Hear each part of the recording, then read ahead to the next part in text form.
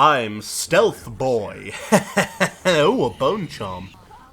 Oh god. Oh god, no! Dishonored 2, we're just jumping right in on this one. Dishonored 2 is a stealth game developed by Arcane Studios and published by Bethesda. As you may have amazingly guessed from the 2 in its name, Dishonored 2 is a sequel to Dishonored, which was a stealth game from back in 2012 that was met with critical acclaim and was received favourably, and other big words that make me sound important. But yeah, I liked the original Dishonored. It was a fun stealth game that had great level design, a pretty interesting story, and lots of squishy, blood-filled necks to plunge your sword into, and then watch as all hope of seeing tomorrow was drained from the poor soul whose life you had decided to take.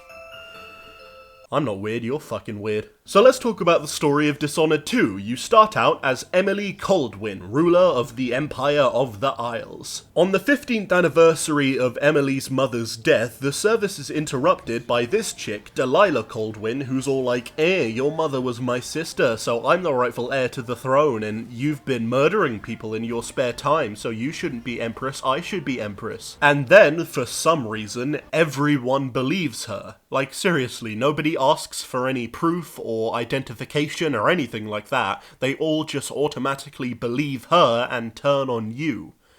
What a bunch of assholes. And then you get to choose who you play as, Emily the Empress or Corvo, Emily's dad and the protagonist of the last game. I personally went with Corvo because in the last game, Corvo was a mute, and Dishonored 2 decided to do the whole Metroid Other M thing, and take a character who was previously a silent protagonist and make them not silent. So they had to give Corvo a voice and a personality, and I was interested to see what they would do. Would they make him gritty, sly, cheerful, or just make him talk and act like Elmo for the entire time, because that's what I would do in this situation. Instead, they went with the first option, gritty, and there's nothing wrong with a bit of grit every now and then, as long as you don't let it get in your eye.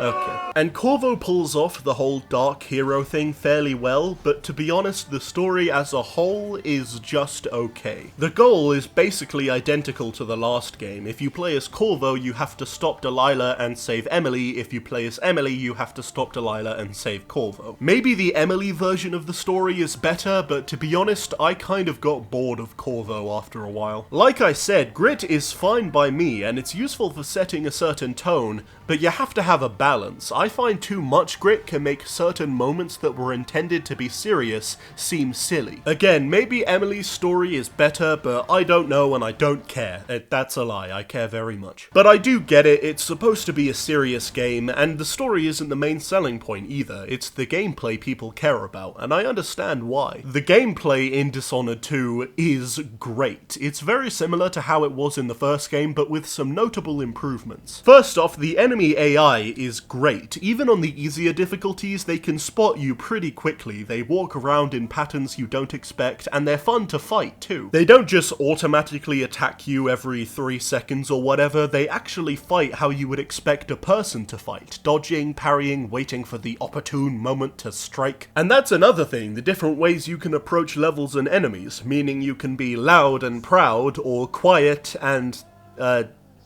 diet. Like I said, the sneaking and the fighting work really well, which is smashing, and there are abilities and weapons you can use that can help you whether you want to sneak or fight. I love how creative Dishonored 2 lets you be. They give you all the tools you need to pull off a bunch of different awesome maneuvers. I also love the levels. Like in Dishonored 1, the level design is freaking great. They give you big open spaces with many different ways you can approach your objective, secret paths to take, collectibles to find, and they also just generally look nice. The serious yet cartoony art style still looks great, and the contrast between the beautiful Victorian mansions and the dirty streets is very interesting. And possibly the best part about Dishonored 2 in my opinion is the replayability. It goes without saying that you'd want to play the game at least more than once, if only to see the story of the character you didn't play as, but you'd also want to replay it to find all of the stuff you missed, play in an aggressive way if you played in a sneaky way before, and and vice versa, and try to get a different ending. Maybe you want to do a playthrough where you kill no one, maybe you want to do a playthrough where you kill everyone, maybe you want to do a playthrough where you roleplay as Elmo the entire time. Point is, this game has great replayability,